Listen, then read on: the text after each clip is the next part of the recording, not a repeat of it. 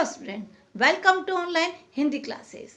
बच्चों, पिछली क्लास में मैंने आपको लेसन नंबर 13 पढ़ाया था। कुछ बच्चे पूछ रहे थे कि मैम 12 लेसन तो पढ़ाया नहीं। तो बच्चों, 12 लेसन जो है आपका हिंदी फर्स्ट में ओमिट है। मैंने आपको 13 लेसन जो पढ़ाया था, बाकी पार्ट बच गया है, वो आज हम पढ़ेंगे। बच्चों, open your book, lesson number 13, page number 78। हम जो है लास्ट पैराग्राफ से पढ़ रहे हैं। इसमें राजा को ये पता चला कि महात्मा पर्वत से नीचे कभी नहीं आते और राजसी व्यक्तियों से नहीं मिलते। राजा जो है, राजा को 3 प्रश्न का उत्तर नहीं मिला ना। बहुत से व्यक्ति सब दरबार में है, लेकिन राजा उनके उत्तर से संतुष्ट नहीं हुआ। तो राजा को लगा कि भाई महात्मा जी के पास जाना चाहिए और महात्मा जी शायद इन प्रश्नों का उत्तर दे सके, क्योंकि महात्मा जी परम ज्ञानी थे।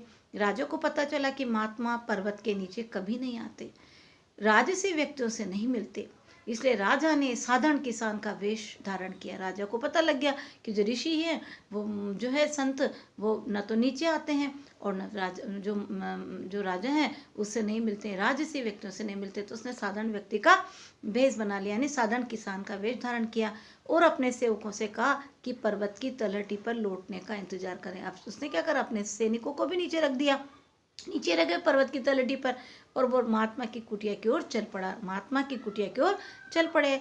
महात्मा की कुटिया तक पहुंचने पर राजा ने देखा कि वे अपनी कुटिया के सामने बने छोटे से बगीचे में फावड़े से खुदाई कर रहे हैं। बच्चों, नेक्स्ट पेज पर 79 जब वो गए तो राजा ने देखा कि महात्मा जी तो फावड़े से खुदाई कर रहे हैं। महात्मा ने राजा को देखकर सर हिलाया और खुदाई करते रहे। बगीचे में काम करना उनके लिए वाकई बहुत कठिन था। वृद्ध थे वो, वृद्ध हो चले थे, हाँफते हुए जमीन पर फावड़ा चला रहे थे। राजा महात्मा तक पहुंचा और बोला, मैं आपसे 3 प्रश्नों का उत्तर जानना चाहता हूँ, क्योंकि 3 प्रश्न के उत्तर जानने के लिए तो वहां पर गए थे वो। पहला प्रश्न, किसी भी कार्य को करने का सबसे अच्छा समय क्या है? और दूसरा, किन व्यक्तियों के साथ कार्य करना सर्वोचित है? अंडरलाइन कर लेना बच्चों को। तीसरा, वह कौन सा कार्य है जो हर समय किया जाना चाहिए? 3 प्रश्न उसने कहा, ये हैं। तो महात्मा ने राजा की बात ध्यान से सुनी और उसके कंधों को थपथपाया और खुदाई करते रहे।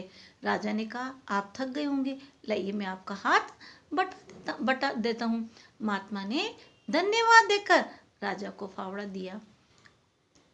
दे दिया और एक पेड़ के नीचे सुस्ताने के लिए बैठ गए। राजा को दे दिया फावड़ा के और वो आराम करने लग गए। 2 क्यारा खोदने के बाद राजा महात्मा की ओर मुड़ा। उसने फिर से वे तीनों प्रश्न दोहराए। महात्मा ने राजा के प्रश्न का उत्तर नहीं दिया और उठते हुए कहा, अब तुम थोड़ी देर आराम करो और मैं बगीचे में काम करूंगा। लेकिन राजा ने खुदाई करना जारी रखा।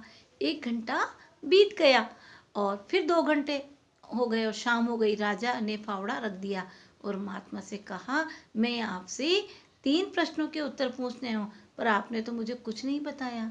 कृपया मेरी सहायता कीजिए ताकि मैं समय से अपने घर जा सकूं। क्या बोला उसने कि भाई मेरे तीनों प्रश्नों के उत्तर दो और मैं ताकि समय पर घर से जा सकूं। महात्मा ने राजा से कहा, क्या बोला बच्चों, क्या तुम्हें किसी के दौड़ने की आवाज सुनाई दे रही है?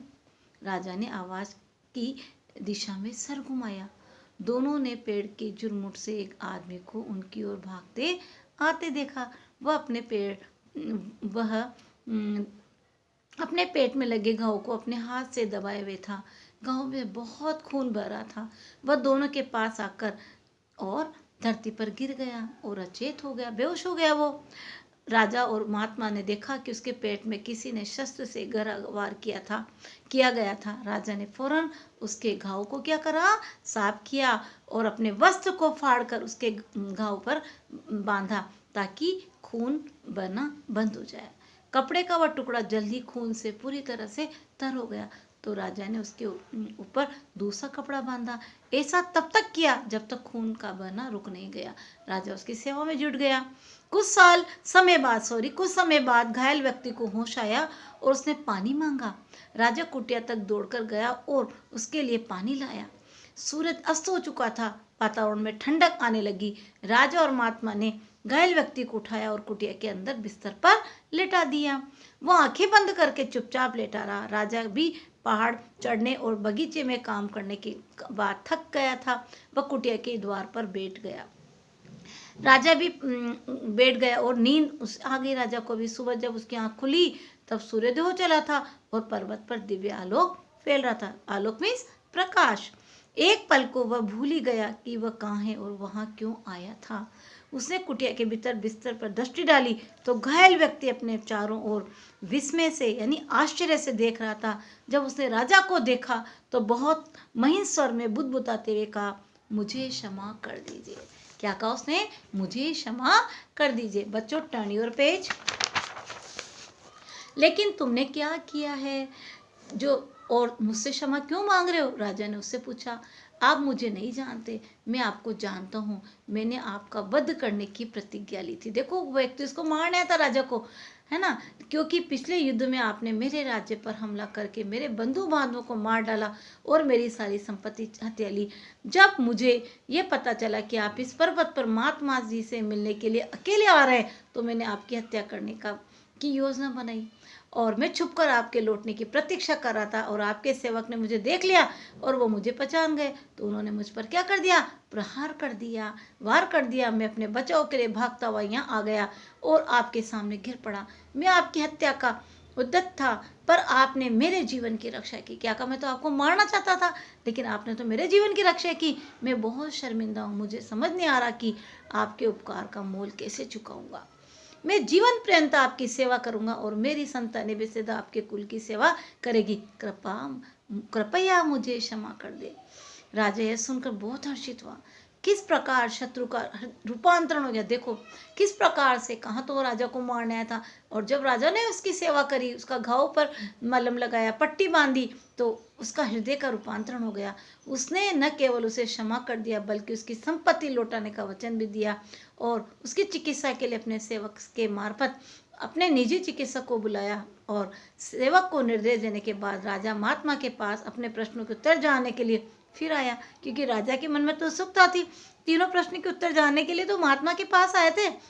उसने देखा महात्मा पिछले दिन खोदी गई क्यारियों में क्या कर रहे हैं? बीज बो रहे थे। और महात्मा ने उठकर राजा से कहा, आपके प्रश्नों के उत्तर तो पहले ही दिए जा चुके। अब वह कैसे? राजा चकित होकर कहा राजा ने, वे कैसे उत्तर हुए?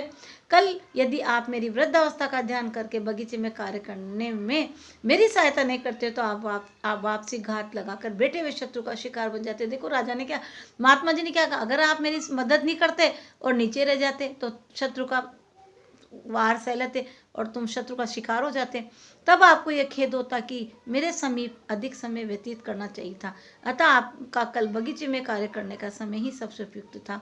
अच्छा, इस लाइन को अंडरलाइन करो बच्चों। आप जिस सर्वाधिक महत्वपूर्ण व्यक्ति से मिले वह मैं ही था और आपका सबसे आवश्यक कार्य तो मेरी सहायता करना। बाद में जब घायल व्यक्ति यहाँ चला आया तब सबसे महत्वपूर्ण समय वह था जब आपने उसके घाव को भली प्रकार बांधा। इन लाइनों को अंडरलाइन करना बच्चों।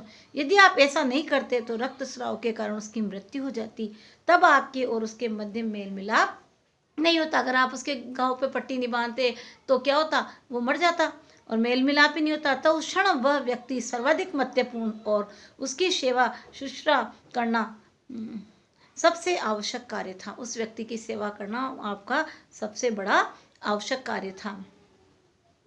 स्मरण रहे, केवल एक ही समय सर्वाधिक महत्वपूर्ण है और वह समय यही है, इस क्षण में, इसी क्षण की सत्ता है, इसी का प्रभुत्व है। सबसे महत्वपूर्ण व्यक्ति वही है जो आपके समीप है। क्या बोला? सबसे महत्वपूर्ण व्यक्ति कौन है? जो आपके समीप है, आपके समक्ष है, क्योंकि हम नहीं जानते कि अगले क्षण हम किसी अन्य व्यक्ति से व्यवहार करने के लिए जीवित रहेंगे भी या नहीं। सबसे आवश्यक कार्य है कि आपके समीप, आपके समक्ष उपस्थित व्यक्तियों के जीवन को सुख शांति पूर्ण करने के प्रयास किए जाने, क्योंकि यही मानव जीवन का उद्देश्य है। क्या बोला उन्होंने? कि जो आपके समक्ष है, आपके समीप है, उपस्थित है, उसी के जीवन को हम सुख शांति पूर्ण करने का प्रयास किए जाए, तो यही मानव जीवन का उद्देश्य है। बच्चों, आपका लेसन मैंने कंप्लीट करा दिया है। 3 प्रश्न और अमरनाथ की यात्रा 12 लेसन आपका ओमिट है। आप जो है इसके क्वेश्चन आंसर मैं आपको PDF से सेंड कर दूंगी। Thank you.